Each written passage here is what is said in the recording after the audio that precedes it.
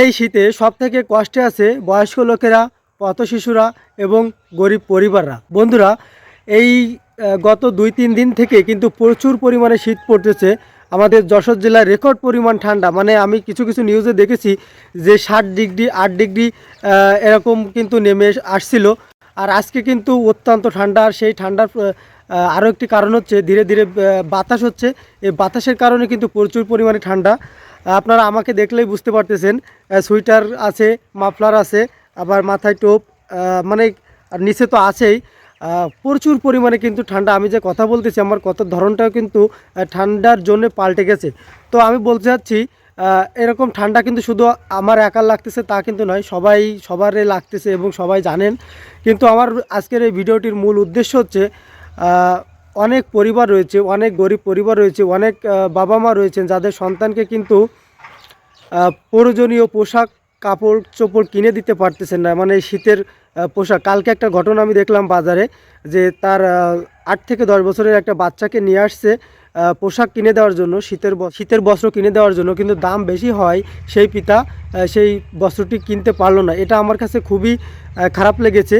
তো এই জন্য আজকের এই ভিডিওটি মূলত করা। এরকম হয়তো আমার না জানা আরও অনেক হাজার হাজার পরিবার বা ফ্যামিলি রয়েছে যাদের শীতের পোশাক কেনার যে টাকাটা, সেই টাকাটা কিন্তু নাই। তো আমি আজকের ভিডিওর মাধ্যমে আপনাদেরকে আহ্বান করব, যাদের সামর্থ্য রয়েছেন তারা তার চারিপাশে দেখবেন যে আসলে কাদের পরিবারটা কেমন চলতেছে, তাদের একটু আর্থিক সাহায্যের হাত বাড়িয়ে দিবেন।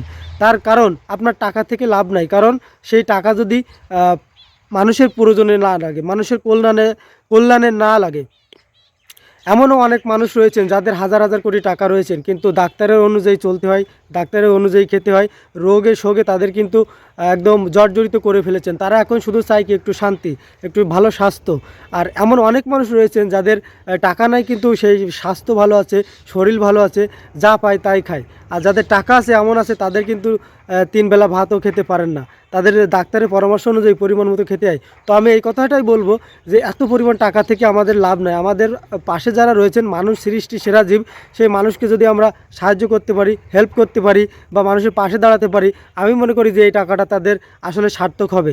আমাদের সমাজে এমন অনেক লোক রয়েছেন যাদের আসলে কি বলবো, মানে টাকা দেখলে তারা সোনার হরিণের মতো দেখে। আসলে আমি মনে করি হ্যাঁ, বেঁচে থাকতে গেলে টাকার প্রয়োজন আছে। টাকা আমাদের জীবন চলাকে বা চলার পথকে অতি সহজ করে তোলে, কিন্তু কোনো কিছু কিন্তু বেশি পরিমাণ ভালো না বা অতিরিক্ত ভালো না। অতিরিক্ত টাকা হলে কিন্তু মানুষ আত্মহংকারী হয়ে যায়। সবাই কিন্তু আবার না, আত্মহংকারী হয়ে যায় এবং তার ভিতরে একটা গম্ভীরতা চলে আসে। কিন্তু আমি সবাইকে বলছি না, মানুষ এখনও ভালো আছে বলেই কিন্তু এই দেশটা এখনও ভালোভাবে চলতেছে বা এখনও কিয়ামত হচ্ছে না, ভালো মানুষ আছে বলেই। আজকে যে পরিমাণ ঠান্ডা, তাতে জনজীবন এক প্রকার বিঘ্ন হয়ে গেছে, মানে চলতে অসুবিধা হচ্ছে। কারণ আমি রাস্তায় দেখলাম যে আমি নিজেই বেরোতে পারছি না, তাহলে রাস্তায় কীভাবে মানুষ বেরোবে? কোনো পরিবার রয়েছে দিন আনে দিন খায়, তাদের অবস্থাটা একটু ভাবুন। তারা কিন্তু এই ঠান্ডার ভিতরে কাজ করতেও পারতেছে না বা কাজে যেতেও পারতেছে না। আমি আজকে বাজারে দেখলাম যেখানে সব সময় লোকজন চলাচল করে, ভ্যান গাড়ি, তারপরে ইজি বাইক, মোটর গাড়ি, ভ্যান, ইজি বাইক, রিক্সা, তারপরে বিভিন্ন যে যাত্রীবহন গাড়িগুলো রয়েছে, সেগুলো কিন্তু খুবই সীমিত পরিমাণে। আর সীমিত পরিমাণে হবে না কেন? যাত্রীও কিন্তু কম। সুতরাং এই ঠান্ডার কারণে কিন্তু আমাদের চলাচলের খুবই অসুবিধা হয়ে যাচ্ছে। আমার এই ভিডিওটি যদি ভালো লাগে তাহলে অবশ্যই লাইক, কমেন্ট এবং শেয়ার করে দিবেন।